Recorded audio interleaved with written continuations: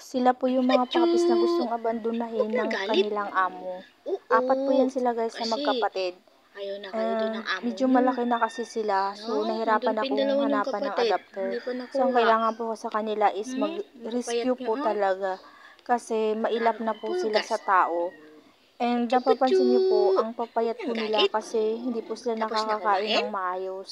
Bihira Tapos lang na din po ako kumain? makapagbigay ng Hmm? pagkain kasi Busog kulang na? din po ako. Hindi po sapat Busog yung na? pagkain ko Tingin nga. sa Uy, mga ubos na. alaga ko na Asan yung isang nasa siyam kainan? pa po yung alaga ko. Ah, Kaya hirap din po kasi wala rin naman akong trabaho. hmm. Hindi ko rin po sila mabigyan araw-araw talaga ng Dalawa pagkain mo na, walang na kasya eh. sasapat Walang sa kulungan kanila. malaki. Kasi madami pa po sila dyan. Oo, pati Guys, isa mamaya, maliban balikan sa ko yung mag-ina na yan at yung 4 na puppies is Oo, marami pa po makain. silang aso. And kaya gusto ko po sana itong ipanawagan na sana ma-rescue para mabawasan po yung mga dugis nila kasi ang mangyayari po, either ililigaw po nila yan kasi ang problema nila Sana yung anak mo. nangangain ng sisiw. Kaya po kumakain ng sisiw yung mga aso nila kasi po gutom, hindi po nakakakain ng bumalik. tama. So yun po yung tendency, kakain po talaga sila ng manok kasi Saan? Ito yung survival nanay, po oh. yun eh.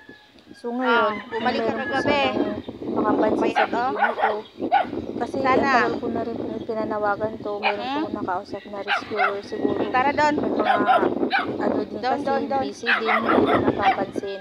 So, nagbabang sakali ako dito sa page sa YouTube Sana ko, yung iba. na sana meron po sanang magre-rescue po sa kanila kasi na hindi ko na alam guys kung paano ko sila matutulungan eh. Dinadaan ko na lang sa social media kasi andun lang yung kaya ko dahil hindi na ako pwedeng magdagdag ng alaga kasi nakitira lang po ako sa mga inyo. So mahirap naman po kung magdagdag po ako ng magdagdag ng aso. Asan ang isa? So sa ganitong paraan sana matulungan ko sila kasi nakakaawa sila, yung liliit pa nila, baka iligaw sila ng kanilang amo.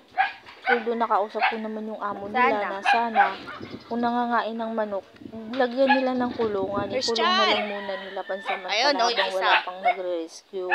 Kasi may nakausap naman po ako, naantay ko lang na sana ma-rescue na po siya la.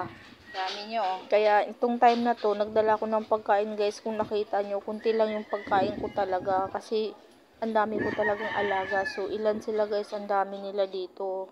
Hindi ko sila kayang pakainin lahat. Tingin.